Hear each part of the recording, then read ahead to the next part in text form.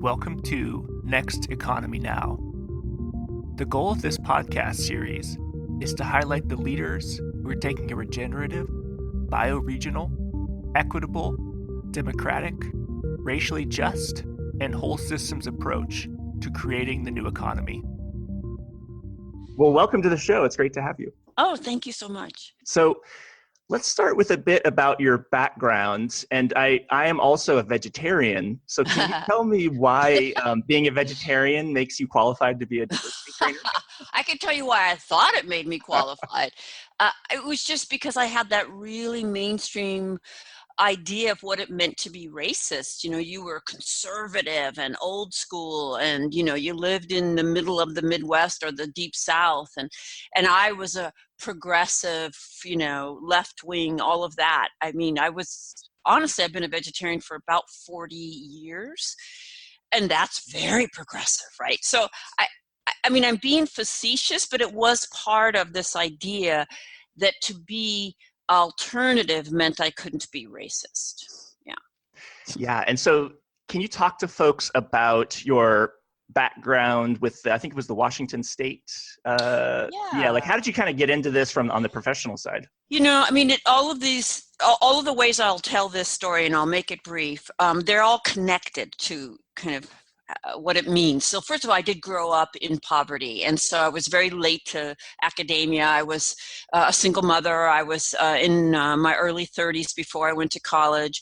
I graduated, double major, history, sociology. I don't know what I can do for a living. And then I saw this job for a diversity trainer, as it was called then. It was the early 90s. And I just thought, oh, how cool and how fun, and who doesn't love that kind of thing? And I'm qualified. And what it was is that the welfare department, or Department of Social and Health Services, had been sued for racial discrimination. And contrary to what I think of as white mythology, it's really hard to win a racial discrimination lawsuit because you have to prove intent. I mean, you really couldn't come up with a better way to say that racism or racial discrimination is illegal, but make it almost impossible to ever, prosecute because it's you have to prove intent. But DSHS was found to be way out of compliance. So as part of the settlement, the federal government mandated that 5,000 employees in the state of Washington, where I lived, had to have 16 hours of mandated diversity training. And I thought it would be fun, and I was qualified. And I mean, right there, I hope you're realizing I was in for the most profound experience of my life, because the first thing was that I wasn't remotely qualified, and because it was such a big training, they hired 40 trainers and they put us in interracial groups, teams, and so we had to go through a 5-day train the trainer. So there I was in a room that was 50-50, racially integrated, and people of color were challenging the hell out of us, out of the white trainers. And I had never in my life been challenged racially, certainly not sustained, and not by a significant number of people of color. So that was like part one of what I see as a parallel process, really having my racial worldview challenged. And I wouldn't have been able to tell you I had a racial worldview, right? I was just a person. So that was like a fish being taken out of water. I'll never forget the afternoon of the first day when the room was so tense, because I am sure the people of color were just, here we go again, the mediocrity of these white people, because we turned to them and said, okay, this is the part where you teach us about racism. Notice that it didn't even faze us that, well, we had just been hired to do that for other people. But of course, why should I know about racism? And they were like, oh, hell no. And we were like, well, then how are we supposed to know? And it was just, classic. And at one point in this very heated, tense room between the white trainers and the trainers of color, this white woman, who I now realize was much further along than I was, calls out, all the white racists, raise your hand. And all these white people raised their hand, and I just looked around and was like, oh my God, I'm not raising my hand. I'm not racist. And I just sat there thinking, well, I showed them that I was the good one, which is ironic, of course, because what I showed them is that I didn't understand what racism was. And that the very thing that I thought would qualify me were not actually communicating that. So that was, kind of part one. Let me be really clear. Today, I would raise my hand because I have a very different understanding of what that means. And I also realized what a brilliant move she made, because in 1 second, she surfaced visibly for the people of color to see where the white people were at. Part two was going into overwhelmingly white workplaces, and the hostility was jaw-dropping, and the meanness, and being oftentimes the only person of color in the room was the person standing next to me, and they were just so thoughtless and cruel, to be really honest, in that classic white obliviousness cruelty. And I would drive home with that person and see the pain and hear about it. And you put those two things together, my own transformation in consciousness, and then trying day in and day out to communicate that to other people who didn't actually want to understand it. And I got better and better. And 5 years later, there were only 2 trainers left out of 40. And I was the white one. And I just realized that was extraordinary. That wasn't, what white person for a living, day in and day out, tries to talk to other white people about racism? I mean, most of us have tried to avoid that like the plague, right? So I thought, I want to have a larger impact from all I've learned, and I went on to get my PhD. So I went from practice to theory, not theory to practice like a lot of academics. One of the things I was excited about this holidays recently, is talking to my family, I think, about race and whiteness. But I was like, there's no conservatives that are going to be around. I have one conservative. I think everyone has a conservative uncle. So I was like, this will be, I'm kind of disappointed because I won't get to talk about race and whiteness and white fragility. Of course, I should have, I actually should have known better, because, I have the classic good person, open-minded, liberal, progressive, voted for Bernie, yep. Voted for Obama. So can you talk about why it's possible to hold those identities as like a Bernie liberal, yep, marched in the 60s voter and then be racist? Yeah, and I just have to say, that's all you have to do. Bring it up with that so-called progressive family, and you'll see all the moves. And you may not see them the first time you bring it up, but just stay on it, right? It doesn't take much, and really, to be honest, it doesn't take much to erupt, not just the cluelessness and I just taught to treat everyone the same and all those vapid, empty narratives, but actually to trigger resentment and anger. And to be really honest, anti-Blackness. It's roiling right below the surface for most white people. I think you saw it in the Bernie talk here in Seattle when, 2 Black women just said, can we have 4 minutes of silence for, I think it was Michael Brown at that time, and the crowd, that resentment did erupt, right? So we have to change what we understand it means to be racist, or what a racist is. So we're taught to see a racist as an individual who consciously doesn't like people based on race and who intentionally would be mean to them. That would be somebody probably wearing a hood, although what we need to understand is the white nationalist movement is growing and recruiting, and they know better than to openly use racist rhetoric, right? So you have to understand racism as a system, and it's the system we're all in. So none of us could be exempt from its forces. It's embedded in language. And if you don't know how it's embedded in language, that's fine, but that doesn't mean it isn't. That means it's on you to educate yourself about how it's embedded in language and how language shapes perceptions and how it's embedded in curriculum and schools and really in segregation. How active segregation actually is. Most white people live segregated lives, even in major cities like New York and San Francisco. And of course, as soon as I say that, I think most white people who live in San Francisco realize that it's not any longer a very diverse city, right? But nonetheless, we're taught to think about race as only at play when people of color are present. Right? And so if people of color aren't present, then race isn't happening. So we'll say things like, oh, I grew up in a white neighborhood.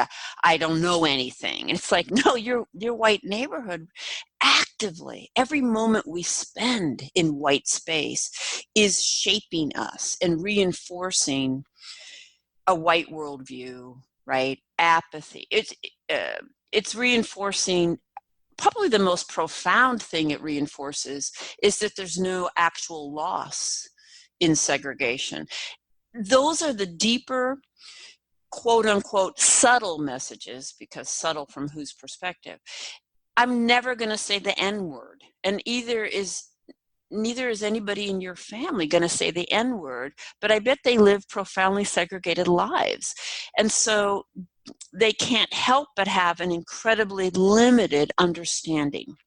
Yet, part of our socialization is to engender a deep sense of certitude and lack of humility and arrogance. I don't know if that's speaking to... Yeah, okay. Absolutely. I mean, one of the sort of specific examples, is I have a Jewish white male, member of my family, and a gay white man, and they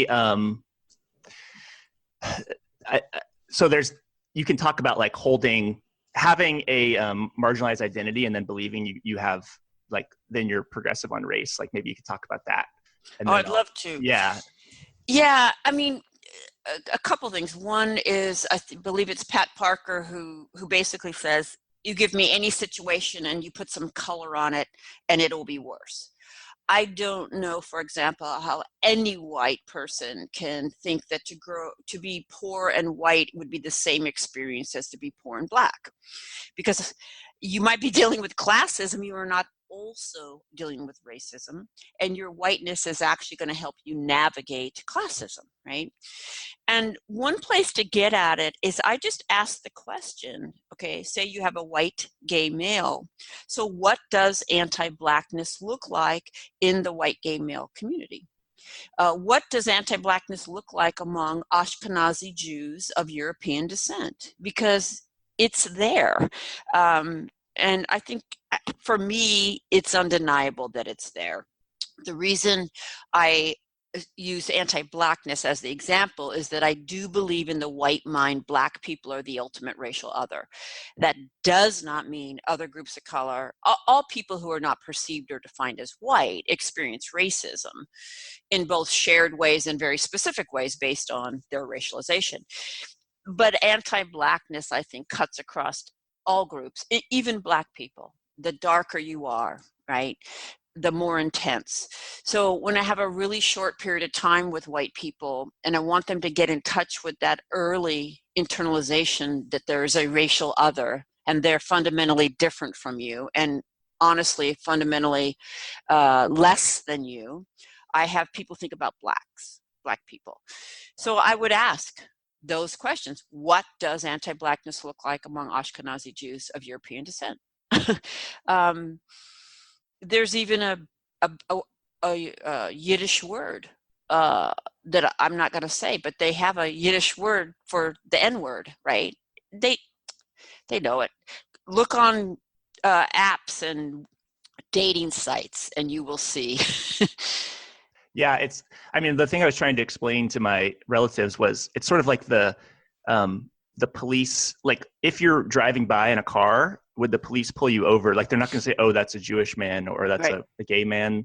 Like you're still benefiting from dominant white culture, even though you hold that identity. Yeah, I think what I try to help people do is now go the step further, right? And ask yourself, what kind of patterns do you have as a result of this oppression? Because it is yes, heterosexism is oppression, and so is anti-Semitism, and so is classism and sexism. These are forms of oppression, but they can actually cause us to collude with other forms from which we benefit. And so I often use the example of growing up in poverty as I'm cisgender female, and even right there, I have privilege in that way, but I also experienced sexism and patriarchy, and Catholic, right? So what were the messages I And got vegetarian. yeah, well, but as a that was later in life, as a little Catholic girl who grew up poor, what messages did I get? I got, be silent, be subservient, be submissive, sacrifice, suffer, suffer in silence. Do not question authority. Do not question the authority of men or priests who are men, right? I mean, I think you can see that those are the messages I got. So now I'm sitting in an academic meeting and I recognize that the way we're talking about this new hire or potential hire is racist. There's racism in here. But I am intimidated to speak up because I feel at a very core level inferior to my colleagues. You wouldn't know it by looking at me, but internally I feel like an imposter in academia, right? But so it's actually a sense of inferiority that's keeping me silent in those moments. I'm not sitting there feeling superior. I'm feeling inferior. But I'm noticing racism and I'm afraid to speak up. When I stepped out of myself and I asked, so how's it functioning in the room? Regardless of what's driving your silence, how's it functioning? Oh my God, it's functioning to uphold white supremacy. And in fact, you're going to benefit from your silence. You're going to be seen as a team player. You're going to get ahead. You want to get ahead in academia, don't bring up racism. I mean, seriously, you probably want to get ahead anywhere, don't bring up racism. So when I thought about it like that, I realized, oh my God, my oppression is causing me to collude with somebody else's. And you know what? It's a lie that I'm not as smart as those people. It's a lie that they're somehow inherently better than me because they went to Ivy League boarding schools and, always thought they'd be at this table. So when I speak up, I'm actually simultaneously healing the lie of my inferiority while using my privileged position to challenge and break with a place where I experience superiority. You can and do experience both superiority and inferiority. They're not mutually exclusive. I think that's what we have to understand, those of us who understand oppression in a different axes. You mentioned the word white supremacy, which I want to double click on because I think that's a term that I've been trying to, and you have a great article. I think it's entitled, "No, I Won't Stop Saying White Supremacy." I love it. And it feels like the term white supremacy is the term that white people are most uncomfortable with. Like it's sort of an apotheosis of like, oh my God, maybe it's equal to racist. I'm not sure. But I get so much pushback about white supremacy. Like, can you just call it like white superiority or white dominance? Or why do we have to talk about white supremacy? Isn't that about Nazis? So can you talk about like what you're talking about when you say white supremacy? Yeah. And although I'd be surprised if they don't want you to say white superiority. I bet you that one's in that list too of like, don't say that. Well, notice a couple things. Notice where it puts the emphasis. So it puts the emphasis on what is usually invisible, whiteness. And that is incredibly uncomfortable because we're not used to that, right? When we talk about segregation, we're talking about this tragedy imposed on Blacks in the Jim Crow South.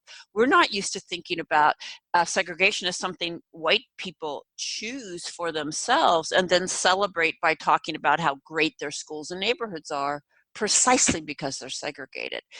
One of the ways that whiteness stays centered is by being unmarked and unnamed, right? So when you talk about race, we're going to talk about their race, not our race, right? So white supremacy, one way that it's unsettling is that it shifts the focus onto whiteness and begins to make it visible, which is very uncomfortable. But also, it is traditionally associated with extremists wearing hoods. And so you've kind of got, at the conscious level, you've got, what? I'm not. I would never wear a hood. And at the unconscious level, you've got don't name whiteness going on. I think that there's actually many things that go on for us, not one single thing, but all of those together make us irrational and kind of mean, right, on this topic. If you understand white supremacy as a highly descriptive sociological term for the society we live in, it's actually not even a stretch. We live in a society that positions white people as the norm for humanity. Adam and Eve, the Sistine Chapel with God creating man, all of our teachers and heroes and heroines, the most beautiful women in the world, is this the scientifically perfect face? Next, top 5 runners up for Miss Teen USA, they're going to be white, white, white, white, white. So the constant message is white is the human ideal. Spike Lee will always be a black filmmaker, but Robert Altman will just be a filmmaker. So it's this kind of, anything that isn't white is a deviation and a deficient one, right? So white supremacy describes and captures the water we're in.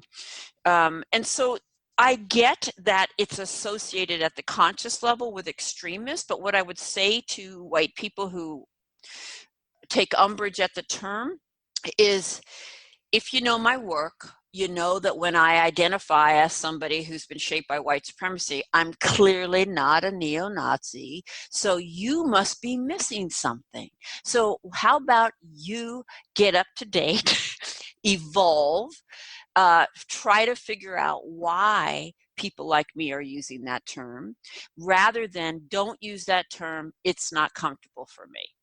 And there's a great article by Robin DiAngelo called No, I Won't Stop Saying White Supremacy. Can you just talk a little bit about, because sometimes I feel like there's a debate around whiteness and its role in today's culture.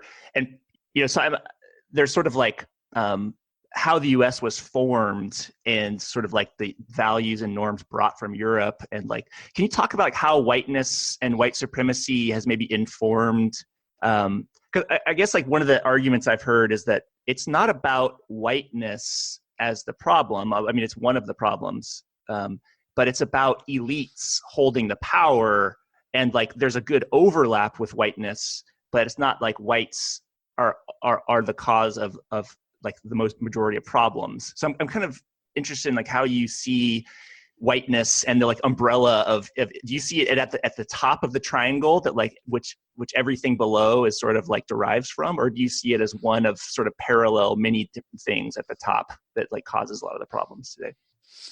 Hold that, because you asked that really well and I want to speak to it, but there was one piece I wanted to add to the Sure. White supremacy. Yeah, absolutely.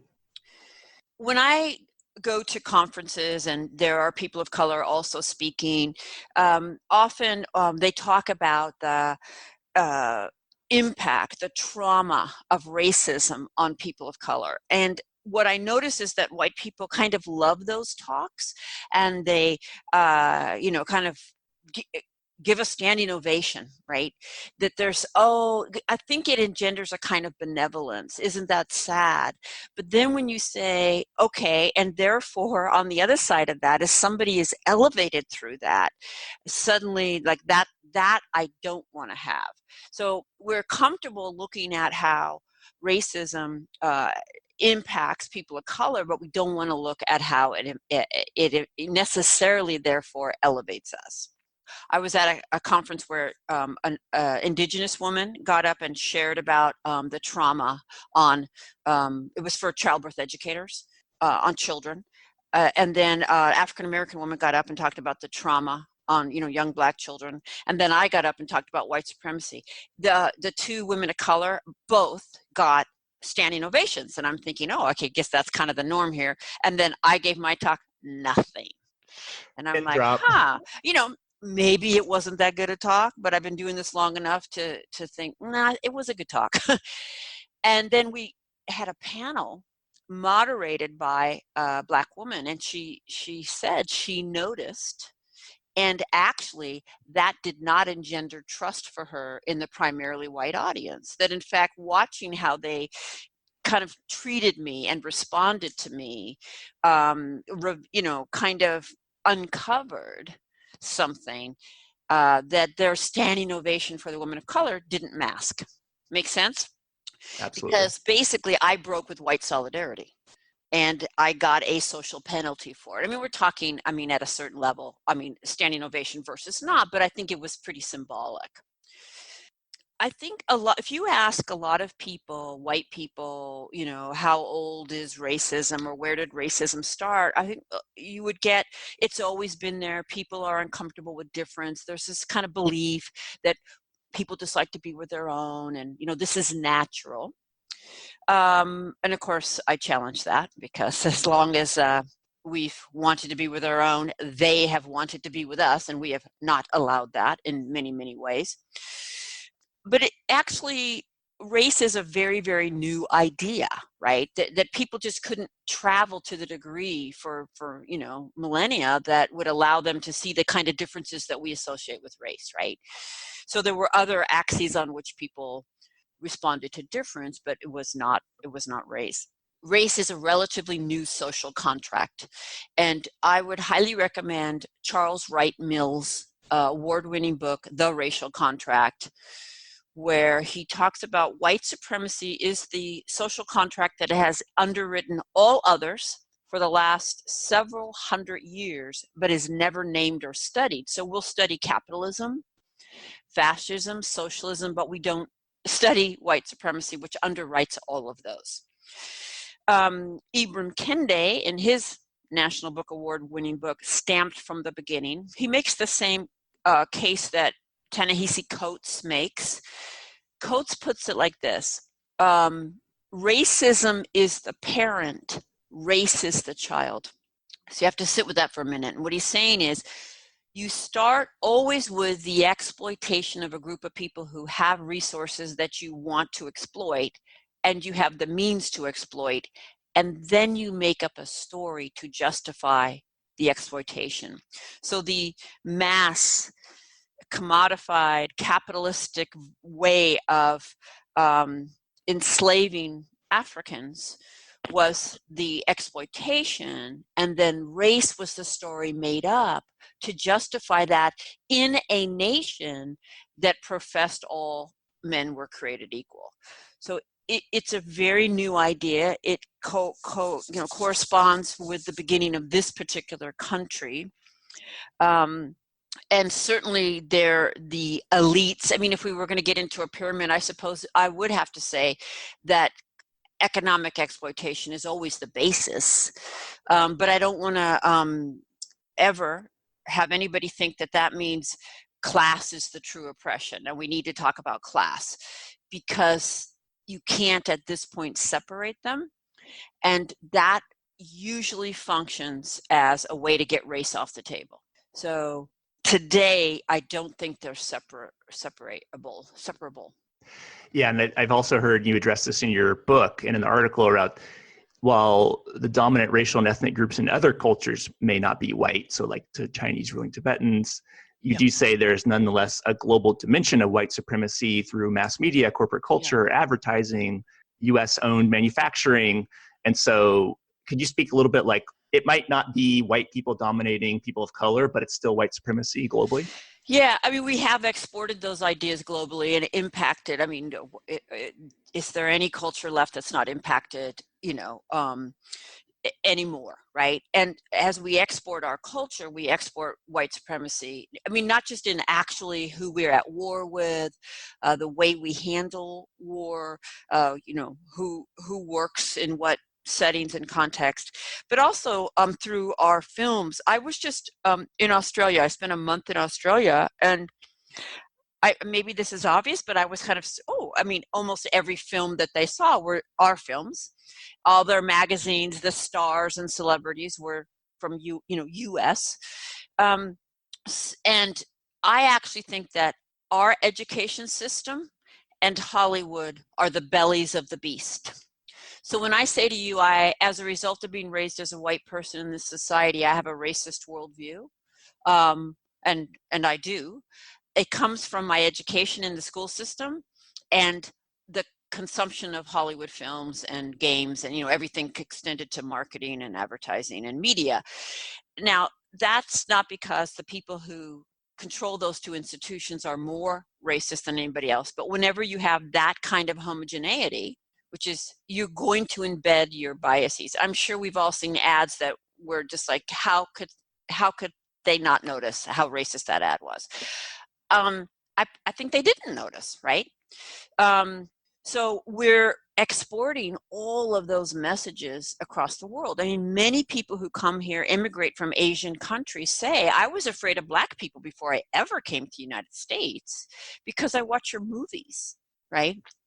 Number one, cosmetic surgery in Asian countries is eyes, changing eyes. Just white as ideal has been exported globally, and it impacts all cultures, right? Yeah. Answer that. One sort of way I've cooled off the discussion of white supremacy that it's been effective is talking to white people about the messages that we don't ever doubt, like the idea of like you grow up and like everyone says like work hard, like everyone gets a fair shot, don't rock the boat. And so when you say, hey, productivity and avoiding conflict and the idea that everyone gets a fair shot, those are actually part of white supremacy. It's not like you have to actively believe that a Black person is inferior, but if you literally believe that everyone gets a fair shot and then you see a Black person who's poor, then you must think that they're not working hard enough. Like that is the like process. Exactly. I'm going to trust that your listeners really want to be critical thinkers, right? So you have to look at these ideologies and ask yourself, how do they function? Not are they true or false. So in other words, is it true or not that we're all individuals? I mean, we could go round and round. I tend to lean towards no. I mean, I have characteristics, but even my desire to be different is because I was socialized in a culture that says it's good to be different. Otherwise, that would not be important to me in the same way, right? But nonetheless, when race gets on the table and we move to why can't we all be individuals, who or what does that serve? That is a question. And if that serves to open the exploration of race, then great. But I've never seen it open the exploration. I've seen it close. And our outcomes are not getting better. So if our outcomes aren't getting better and we keep going to individualism, then I guess individualism is functioning in a way that's protecting the racist status quo, not challenging it.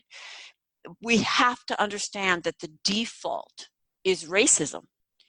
The status quo is racism. And so anything that protects that, white silence would be an example, is racism, right?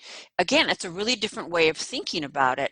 So Ibram Kendi says that any policy whose outcome is racial inequality is a racist policy. So if you want to know what's the definition of a racist policy, a policy that results in racially inequitable outcomes. Because if you truly believe all people are equal, the only explanation for racially unequal outcomes is racism. Because if you say that, well, everybody's equal, but they just don't value education, even if you say everybody's equal, but it's a pipeline issue, they're not in the pipeline, you're still saying something's happening with or for them that's resulting in this. Therefore, they are deficient, as opposed to, well, what policies do we need to examine if they're not in the pipeline, right? Does that make sense? Absolutely. So I just repeat, if you truly believe all people are equal, the only explanation for unequal outcomes is racism and inequality, not something going on with that community. Yeah. Other than what those policies are doing to the community. Yes. The way I think about meritocracy is that we're all swimming, right? And we're in the water. But if you've ever been in a current, you know that it impacts your efforts. I'm moving my arms, but I'm in a current that is impacting the outcome of my moving my arms. And when I'm swimming with the current, it's pretty fantastic if you've ever body surfed. When I'm swimming against the current, I'm moving my arms, but there's this constant resistance that impacts the outcome of my arm movements. So we have to understand racism in a way as currents in the water that are shaping. It does not mean I'm not working, but there's also an entire structure that is going to impact the outcome of that. And, one of the terms that I've been really annoyed with, used by my family and others, is political correctness. Mm-hmm. So I feel like it's particularly insidious because, one of the stories was my uncle, very progressive gay uncle, was talking about how at a community college where he lives, an African-American student had been called the N-word, and there was a big uproar. And so they were having a meeting about it. And the white administrator, on recounting the events, had used the N-word in the sort of meeting about the event. And many people of color were actually offended by that secondary use of the N-word. And he was saying, oh God, there's so much political correctness. We can't even say it. And when we're talking about addressing it, and I'm like, you're missing this, man. It's not about your belief that it's okay. That's a dominant worldview. Yeah. So can you speak to that a little bit? Sure. Political correctness. First of all, language is political. I do discourse analysis, critical discourse analysis, and I was raised to think of words and terms as simple descriptors that, allowed you to talk about a thing, right? And now I understand that those descriptors actually shape how I see that thing. And language will always be a site of struggle because of that, right? And the example I often use for my age group is we had terms like bum, tramp, hobo, wino, and now we have homeless. And that does not end at homelessness, but it's radically different. So I'll often ask my students, if you worked with the homeless, would you put it on your resume? And they say yes. And it's like, there's nothing you're going to put on your resume that doesn't make you look good. Why does it make you look good to work with the homeless? Trust me, when I was growing up, I wouldn't put, and I volunteered with tramps, bums, and winos, right? Again, the power of language to invoke either compassion or mockery, right?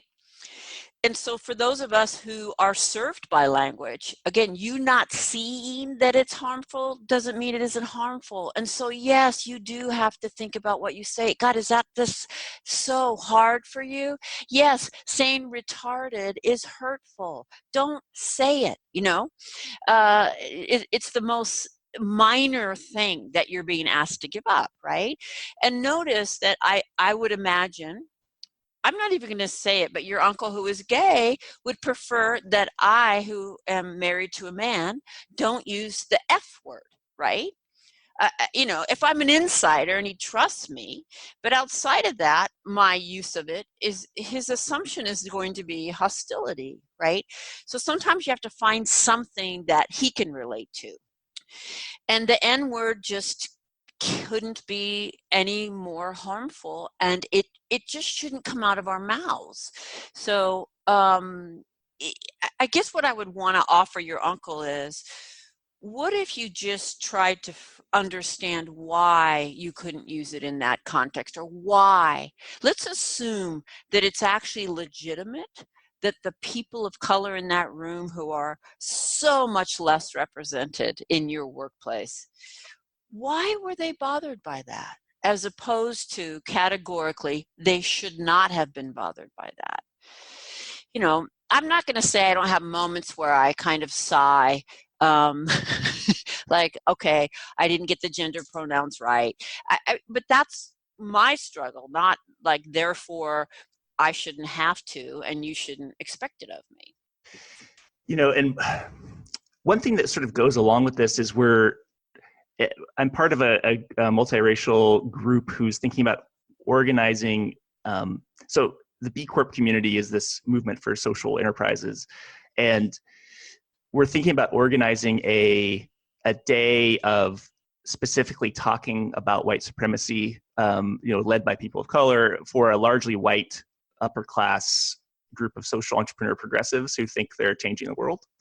And this is just a actually personal question, is like, what is your thoughts on like self-selection into trainings on white supremacy versus like this is a requirement of attending this, say, upcoming conference? I'm kind of curious, like because you've had the sort of required Washington State experience versus self-selection. What is your thoughts on effectiveness? Yeah, well, that's a tough one because requiring just causes people to have so much resentment that you can actually increase their resistance, right?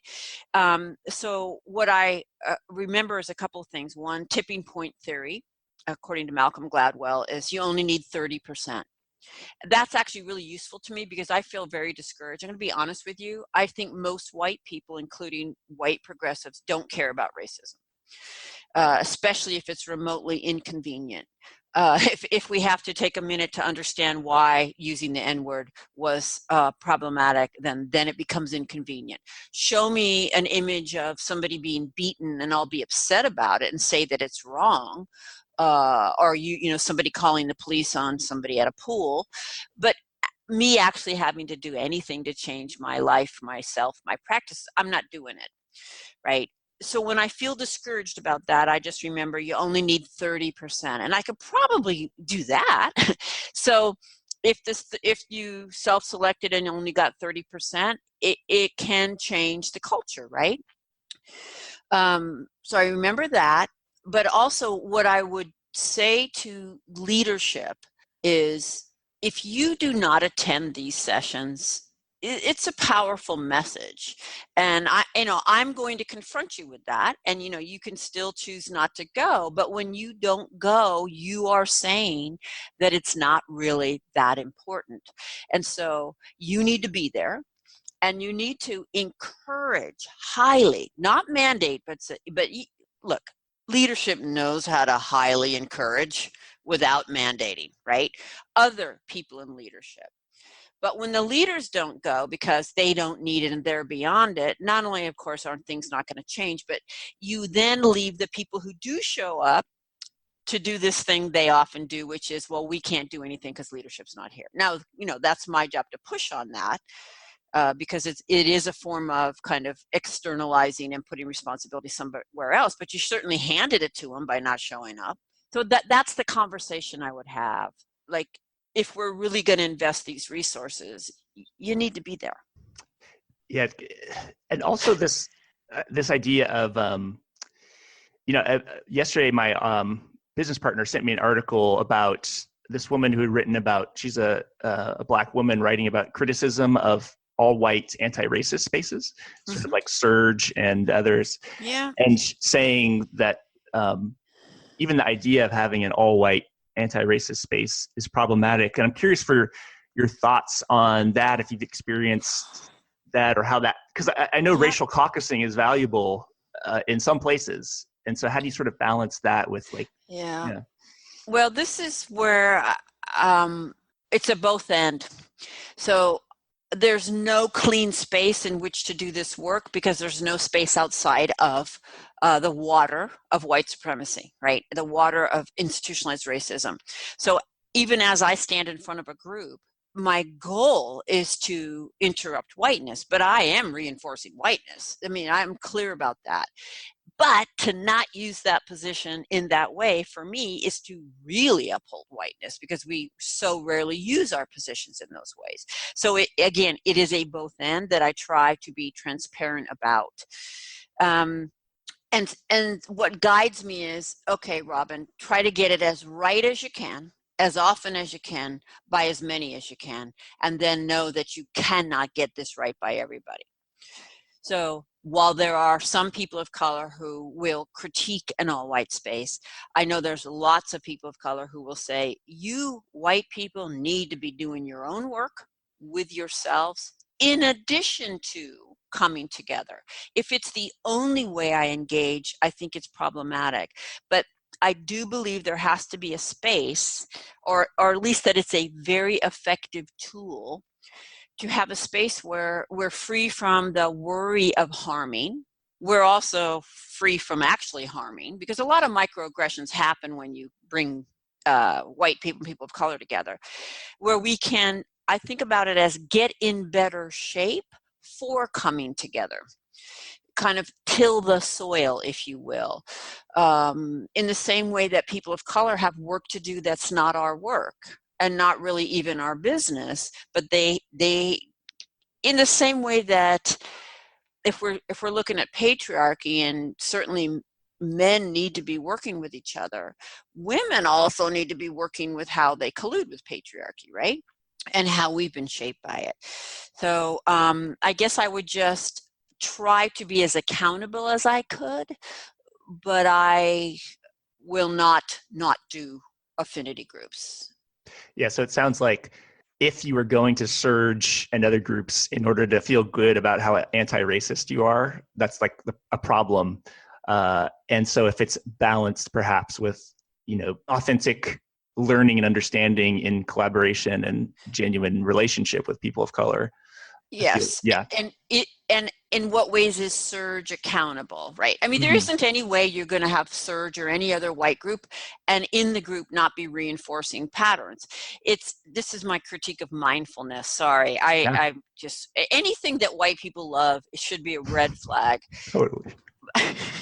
So mindfulness Joe's. seems to be the new thing, but you're asking me to use my mind, which is a mind that's been colonized and, white supremacist mind, to identify white supremacy. I can do some of that, but I will necessarily reinforce things. And honestly, I'm invested in not seeing my collusion with racism. Of course, I'm invested in not seeing it. This is why I can't rely on only myself. I'm going to miss pieces. So how are we setting up those meetings to account for that? And then how are we being accountable to people of color? One of the ways I did it at an organization that I used to be co-director of equity for was after the white affinity group, the facilitators met with the facilitators of the people of color affinity group. And then we were very transparent. Here's what happened. Here's how we approached it. What did we miss? And then they would guide us and they would say either, oh yeah, why'd you approach it like that? Here's what you missed. Or, okay, great, stay with it. That was how, short of having them in the room, which of course then is no longer a white caucus, that's how we tried to be accountable. Here's another little bit of a curveball for you I'm in the Bay Area, you're in Seattle. Gentrification is rampant. So how do you say to white people who genuinely want to be in community with more people of color, say in their neighborhood, and sort of move to that without gentrifying and pushing out people of color? Have you had any good answers on that one? No, I've seen lists, good lists. I may even have one on my website of like ways to be to be a gentrifier that lands less problematically, right? Because I actually don't think most white people gentrifying formerly people of color neighborhoods want to have community with people of color. I think they're excited about the equity potential because it's becoming more white. Let's be honest. But if you do, then how do you support the businesses there? How do you build relationships there? Are you willing to send your children to the schools there and change the way the schools are actually functioning, right? But even as I say it, I feel a little nervous, right? Because I've certainly read critiques about, are we trying to make ourselves feel better? But that's a really tough one, right? I mean, we exist. We have to live somewhere. And yet here's this really problematic setup. So I don't have a easy answer to it. Yeah, there's tech companies you're working with to stop paying so highly. I'm just kidding. Yeah. Well, also, right? Yeah. Black and indigenous people and Latinos are profoundly underrepresented in those tech companies, right? So that would be another really important question. What am I doing to change that? And here's something I really want your listeners to understand that is a kind of a realization I've been having by working with tech companies where the overwhelming majority are very young. And that is this idea that niceness is anti-racist, that friendliness, that being completely fine having coworkers of color is really all that it takes. And these young white people, these employees, are dumbfounded at how much pain their coworkers of color are in. They have no idea. I mean, they're friendly. They're saying hi in the cafeteria. By the way, with all the cafeteria workers are brown people, black and brown. So there's all this other subtext going on that's reinforcing white supremacy. But they have no idea how much pain their coworkers are in. And I think it's because white employees cannot answer the question, what does it mean to be white? So if I have no critical thinking and no awareness of what it means to be white, I cannot hold what it means to be not white. I can't bear witness to an alternative experience, and that actually creates a hostile environment. Again, I'm thinking of a hostile environment must mean openly mean. No, obliviousness creates a hostile environment because people of color can't be authentic, and you can't handle it because you have no skills. You can't even take it in, what they're talking about, and that means those employees of color have to work incredibly hard to keep you comfortable because they know you can't handle being uncomfortable, and that conscious or not, if you get racially uncomfortable as a white person, they're probably going to pay a price for that. They're going to be punished in some kind of way that you're not aware of. Maybe you withdraw. I feel really uncomfortable. They pointed out a microaggression I did in the meeting, and now I just want to avoid them. That I get it. I'd want to avoid them too, but then you're actually punishing them. So this is the atmosphere those coworkers are operating in, and it's a incredible psychic drain, right? And we wonder why they don't stay. And then we kind of just say, well, we come up with stories like, well, there's so few of them that they're so desirable that they were seduced away by better pay, right? I mean, those are great stories for us because they absolve us of responsibility. But over and over, people of color have said to me, if I'm happy in the workplace, you're not going to entice me away, right? Like that's matters. You did something really powerful recently on a podcast. I guess, I don't know how recent it was, but you actually apologized on behalf of white people, which I was like, wow, you can do that? And I know it's dangerous to even think like that seems like a very dangerous assumption to make. But I think the way you used it in that specific scenario was, maybe if you know the exact instance I'm talking about, or. Well, I mean, I've certainly said it before. So if I am talking to a person of color, I mean, and we kind of get into this, I will just say, on behalf of my people, I apologize. It's not you, it's us. It's to speak to the gaslighting, right? Because we so rarely ever admit, right? So when I'm giving a talk and I am focusing on the white people who mostly, if I'm in an organization, are going to be overwhelming majority of that group, one of the things that I will say is that I hope this is useful for the people of color here today, is that I'm going to name and admit to things that white people will rarely ever name and admit to. And I hope that helps with the crazy making, which is a term that I'm trying not to use in terms of political correct language. I hope that helps with the gaslighting, right? And often it does. So my apologizing is meant to say, acknowledge that this is real and it is coming from us. It's not you. It doesn't mean you don't play a part, right? Again, that's people of color's work. We all collude in different ways, but ultimately the responsibility for white supremacy and racism is white people's responsibility. And in that, I'm just trying to own the reality of it. And so, moving in the last 5 minutes, I think one of the whitest questions you probably get is, what can I do? And, Yes. And I've heard a great retort to that is, don't ask what you can do, ask what you've done. Oh, that's nice. Yeah. You know what I say? Yeah. It took me a while because I really don't like that question. I find it disingenuous.